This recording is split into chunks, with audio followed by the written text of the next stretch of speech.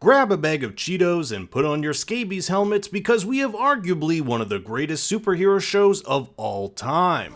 You're late, you fucking dickheads. Yes, Peacemaker Season 1 has come to an end, and I'm happy to announce it's been picked up for a Season 2, but this show caught me completely by surprise. Ding dong, bitches! With surprisingly complex characters, fun Easter eggs, and even a cameo from the Justice League itself, we can officially confirm that Aquaman f***ing Fish is canon. It's not a rumor. I don't believe it. So in this video, we'll be looking at the show's ending, some of the details you missed along the way, and what this could mean for Season 2. If you were to tell me the plot of Peacemaker revolved around stopping a giant Jabba the Hutt type cow from producing a mysterious amber liquid only butterfly-like aliens who want to take over the world can consume, I'd probably say, Peace out, motherfucker. but James Gunn is a master of tone, delicately balancing the zaniness of the plot with characters who are surprisingly grounded when they need to be. And that's where we start our final episode, aptly titled It's Cow or Never. Leota Adebayo tries to apologize for betraying Peacemaker. She's been secretly working for her mother, Task Force X leader Amanda Waller, and planted a diary in Peacemaker's trailer, framing Peacemaker as a mentally disturbed lone shooter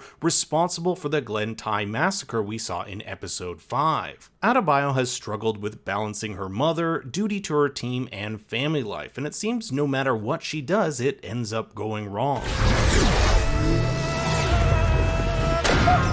And Peacemaker isn't ready to forgive, at least not yet. He's got a lot on his mind, especially after killing his own father last episode. This death is actually foreshadowed in the opening credits, which you obviously haven't been skipping, right? Check out who it cuts to as Peacemaker shoots. And that's how his dad dies, a gunshot to the head from Peacemaker himself. As we'll see throughout the episode, Peacemaker is haunted by his father, and this haunting was also foreshadowed by his father. Whether or not I kill you, you'll never be able to get the fuck away from me. Considering the final shot of the season has his father in it, it'll likely be a major plot for Peacemaker next season as he deals with the literal ghosts of his past. Peacemaker hasn't been able to let go of the guilt he has for killing his own brother as a child, something that he was forced to do by his overbearing father. It's this death that made Peacemaker vow to only kill in the name of peace. When my brother died, I made a vow. Right, the vow. Anyone I'd kill for peace. As Adebayo points out, this vow has defined who Peacemaker is, a vow that is rooted in trauma, which she retorts, But stop letting that shit define who you are. the core of what makes Peacemaker who he is defined by the death of his brother. It's the reason why Peacemaker is a bully to others and doesn't have any meaningful friendships. Being a bully is just part of his personality. What? If he pushes people away, then he can never get hurt when he loses someone, a hurt he experienced when he lost his brother. Everybody fucking hates you.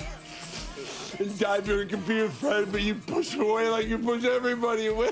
In this way, his bullying acts as a protection mechanism, and if he's going to grow as a character, he has to overcome this trauma. This is something he partially overcomes when he kills his father. It's here Peacemaker finally states that it was his father responsible for his brother's death, not him. But there's a lot of baggage here, and with his father coming back as a ghost next season, we aren't quite done with him and Peacemaker's past. Now you might be asking yourself, why is Adebayo here on their last mission? She betrayed Peacemaker. Well, she's on her own redemption arc. She's realized that what she did was wrong and that she was merely used as a pawn by her own mother. That's why she goes against her mother and holds a press conference exposing Task Force X at the end of the episode. There's also this added element of divine intervention. In episode 7, Adebayo sees an injured Eagly hug Peacemaker, something she thought was bullshit when Peacemaker told her Eagly hugged him in episode 1. You know, he was so happy to see me today, wrap his wings around me and hug me.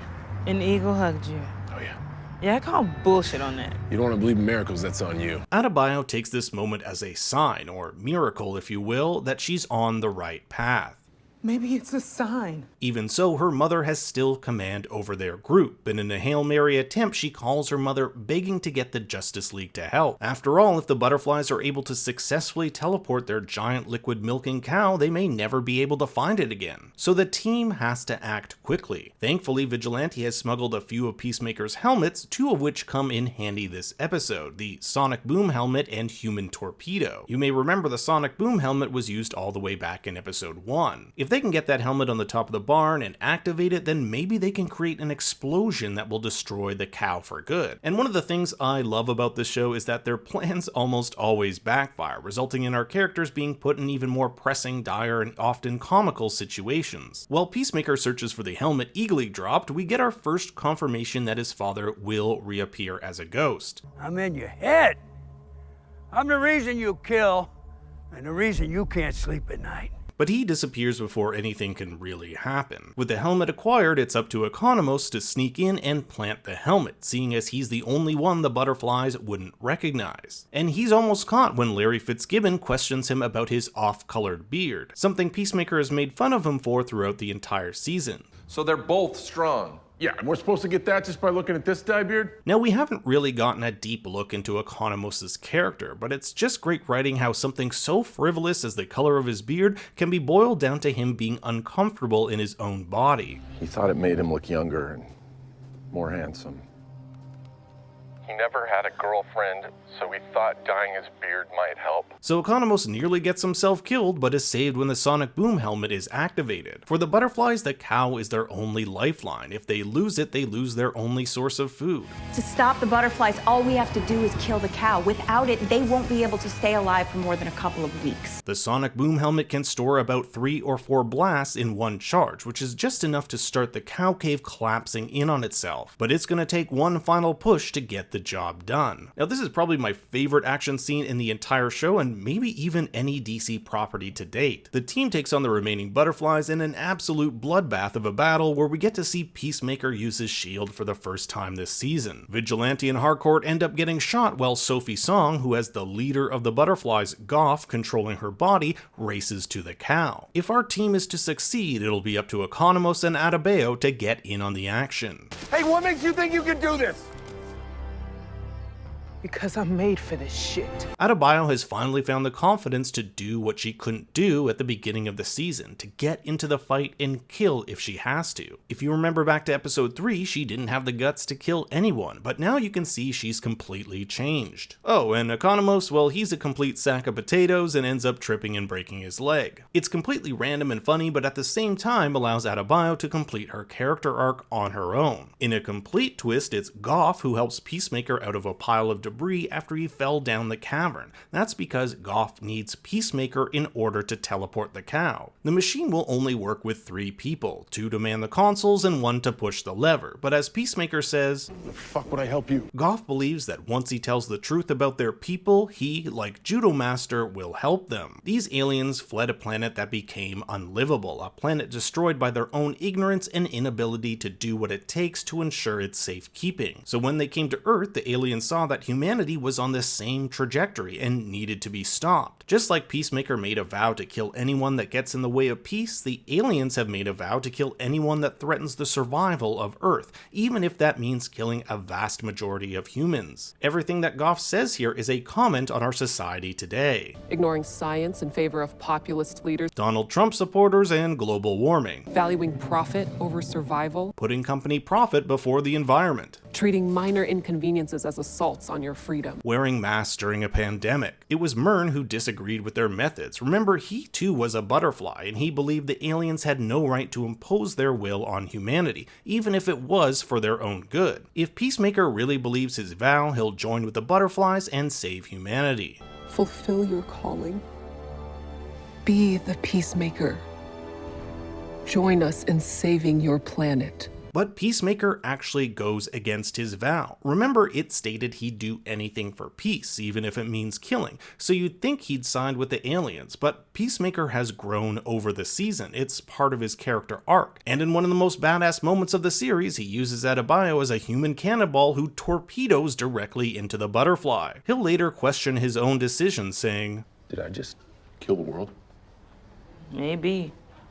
Or maybe you just gave us a chance to make our own choices instead of our bug overlords. Peacemaker has chosen freedom, the freedom for us to make our own choices. The body of Sophie is shot by Peacemaker and the butterfly Goff emerges from her mouth. You might be wondering why Peacemaker doesn't kill Goff here, and it's probably because he didn't see the point in it. With their only food source dead, it would only be a matter of time before it died anyway. Then why would he give Goff some of the leftover liquid he had stored in his fridge at the end of the episode? This could be for a couple of reasons. One, Goff isn't a threat anymore, and Peacemaker feels compassion for a creature who ultimately was trying to help humanity. That is, if you believe Goff wasn't lying. Second, depending on how much of that liquid was saved, Goff could become an ally next season. We have this alien being who likely has knowledge about technology beyond this world. That could come in handy for Peacemaker and his crew. Now we get to one of the funnest moments in the entire season, a cameo from none other than the Justice League. You'll notice that Superman and Wonder Woman are silhouetted, likely because it was either too expensive or not within the schedule to have both Henry Cavill and Gal Gadot make an appearance. But we do get this fun interaction between the Flash and Aquaman, which was just the icing on the cake of an already fantastic episode. It's pretty ironic that the first episode of Peacemaker starts in a hospital and ends in one too. Here, Peacemaker finally accepts Adebayo's apology and divulges that she's actually his second best friend next to Eagly. Don't tell Vigilante. Adebayo further affirms her friendship to Peacemaker and the team by outing Amanda Waller and the existence of Task Force X. You might have even noticed the Charlton News van named after the comic book company that published the Peacemaker comics until it was bought by DC Comics. The harm Adebayo did via the planting of the diary is undone here, as it's revealed both he and Vigilante were deep undercover saving the world from this alien force. Expect your favorite busboy to return next season. Of course, Amanda Waller is furious over her daughter's press conference, and the fallout from this event will likely have implications for next season. There's no telling if Waller will play a bigger role next season or who the main villain will be, but Judomaster's appearance at the end crying while eating Cheetos is a good indication that he'll return. Whether he'll continue as an antagonistic force against Peacemaker and his team remains to be seen, but I'm kinda liking the idea of him eventually joining with them. Meanwhile, Peacemaker has been waiting in the hospital for days as Harcourt recovers from her injuries. Peacemaker has gone from a guy who only wanted to have sex with her to genuinely developing feelings as the two of them hold hands. And for Harcourt, this is a change too. Just look at her attitude towards Peacemaker in episode 1. I have no interest in you other than your ability to fight for us. I wouldn't be surprised if a romance between these two is something explored in season 2. We'll later see her learning to walk again, so expect her back to normal when that season hits. Adebayo also comes home to her wife, yes, the one she accidentally showed her nudes to while on a mission. Their marriage has been on the rocks since Adebayo's work kept getting in the way, so hopefully this is the start of mending that relationship. Even Economos has come to embrace the friendships he's made along the way, keeping a photo of him and the team as he undoubtedly works away at his next masterful PowerPoint presentation. I should also mention that he's back at Belle Reve Prison, the facility used to contain metahuman criminals and the base of operations for Task Force X and the Suicide Squad. In our final shot, we have Peacemaker alongside Goff and his dead father. Even Eagly brings him a dead animal, a callback to something he's done throughout the season. It's a pretty WTF ending for Peacemaker as he comes to the realization he's gonna have to deal with the ghost of his dead father. I guess it's fitting then that the song You Can't Kill My Rock and Roll by Swedish heavy metal band Hardcore Superstar plays in the background. It seems Peacemaker can't kill his father, or at least the figment of him. That'll be something for him to deal with in season 2. But what did you think of Peacemaker? Of course I want to hear your thoughts in the comments below and who your favorite character is. Mine's Judomaster. Thanks for watching everyone, be sure to like and subscribe, and for more bad takes you can follow me on Twitter and Instagram at ThinkStoryYT.